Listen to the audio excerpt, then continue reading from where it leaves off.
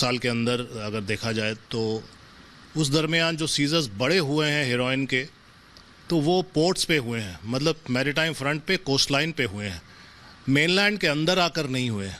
ये पहली बार ऐसा हुआ है रिसेंट टाइम्स में कि 50 किलो और उससे ज़्यादा नारकोटिक्स और भी सस्पेक्ट नारकोटिक्स मिला है मेनलैंड में, और वो भी नेशनल कैपिटल टेरिटरी में, दिल्ली के अंदर, राजधानी, देश की राजधानी के अंदर। तो ये एक बहुत बड़ा सिनिस्टर डिज़ाइन था, इसको लेकर इसको आगे फिर अडल्ट्रेट करके और पैकेट्स बना के और डिस्ट्रीब्यूट करना।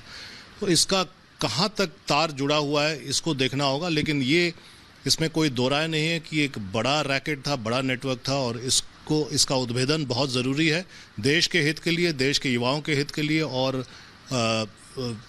जड़ से इसको मिटाने के लिए। दिल्ली में इतनी बड़ी मात्रा में मिलना ड्रग्स का और राजधानी के इस इलाके में, शाहीन बाग इलाके में पहुंच जाना, कहीं ना कहीं आप मानते हैं कि इसमें कई सारे लोग इन्वॉल्व हैं, चाहे वो दिल्ली के अंदर के हों या दिल्ली से बाहर दूसरे शहरों के हों?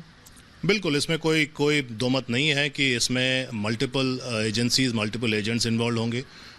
इसमें जो कभी कभी ये एलिगेशन होता है कि कास्ट, क्रीड, रिलीजन देखा जाता है, ऐसा कुछ नहीं है। क्राइम का कोई रिलीजन नहीं, कोई कास्ट नहीं, हर तरह के लोग, हर टाइप के क्रिमिनल्स इसमें इन्वॉल्व हैं। और जो हम लोगों ने इन्वेस्टिगेशन में अभी तक पाया है, इसमें इंडियंस, पाकिस्तानीज, दुबई के लोग, किंग पिन्स भी कहीं कहीं पर बैठे हुए हैं, ये सारे इन्वॉल्व हैं। और ये एक नेशनल नेटवर्क नहीं, ये एक इंटरनेशनल नेटवर्क है, और इसका उद्भेदन ज़रूरी है। इसमें ज़रूरत पड़ेगी तो बाहर के देशों के जो एजेंसीज़ हैं उनकी भी मदद ली जाएगी। मैं 2 प्रश्न और लूँगा सर, बहुत महत्वपूर्ण है वो। पैसे भी इसमें रिकवर किए गए हैं, 30 लाख पता चला कि जो आपने रिकवरी की है।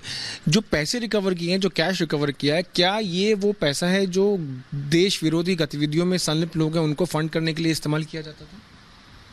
इसको डिनाई तो नहीं किया जा सकता, लेकिन ये उद्भेदन का विषय है, इन्वेस्टिगेशन का विषय है।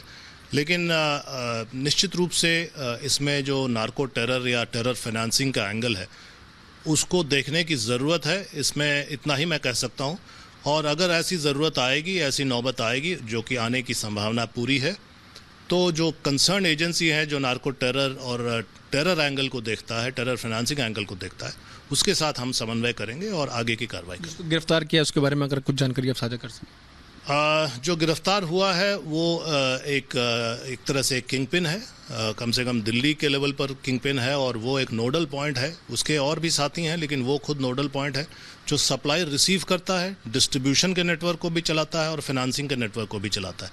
अब इसके तार कहाँ कहाँ तक जुड़े हुए हैं इसको देखना बाकी है, लेकिन इतना ज़रूर है कि यह एक बहुत महत्वपूर्ण अरेस्ट है, और इससे और बहुत परत दर परत जो नेटवर्क है वो खुलता जा रहा है, और आगे भी उद्भेदन की पूरी संभावना है। खत्म करता हूँ सर, मैं एक चीज़ और पूछ के कि लैंड रूट के थ्रू ज़रूर पहुँचाऊँगा, क्योंकि दिल्ली में, राजधानी में और शाहीन बाग से इलाके में ये मिलता है, तो ज़रूर सी पोर्ट से होते हुए रास्तों से बॉर्डर्स क्रॉस करके यहाँ तक पहुँचा होगा। आप मानते हैं कि इसमें कई सारे लोग और इन्वॉल्व हैं और इसको इन्वेस्टिगेट करने की बहुत ज़रूरत है कि ये दिल्ली तक कैसे पहुँचा?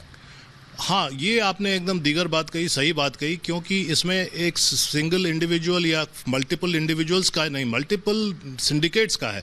एक सिंडिकेट भी नहीं होगा, कई सिंडिकेट होंगे, जो एक ट्रांसपोर्टेशन का अलग सिंडिकेट होगा, एक रिसीविंग का अलग सिंडिकेट होगा। आप ये मान के चलिए कि जो सी रूट से आया है वो एक इस डिस्गाइज से आया है कि कोई जेन्युइन सामान आया, जैसे मुलेठी के अंदर मिला। तो ये मुलेठी वाला कनेक्शन हम लोगों ने यहाँ पर देखा कि मुलेठी के व्यापारी हैं और व्यापार कर रहे हैं अफगानिस्तान से मुलेठी का, लेकिन मुलेठी के कवर में हीरोइन आ रहा है और प्योर हीरोइन आ रहा है।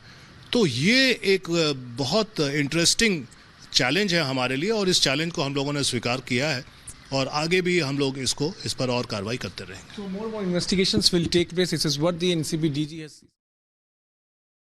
की रिकवरी हुई है शाहीन बाग से। जिस तरह से 100 किलो ड्रग्स बरामद किया गया है, आपने सुना डीजी एनसीबी एसएन प्रधान को, उन्होंने तफसील से बताया कि क्या क्या अभी तक हुआ है, और उन्होंने ये भी माना है कि ये एक बहुत बड़ा नेटवर्क है और कई सिंडिकेट इसमें शामिल हैं। उन्होंने रूट्स बताया है कि पाकिस्तान, अफगानिस्तान होते हुए ये सामान दिल्ली पहुंचा है, और जो कैश इसमें बरामद हुआ है उसका आतंकी गतिविधियों में इस्तेमाल भी हो सकता है। इस बात की संभावना से इनकार नहीं किया जा सकता।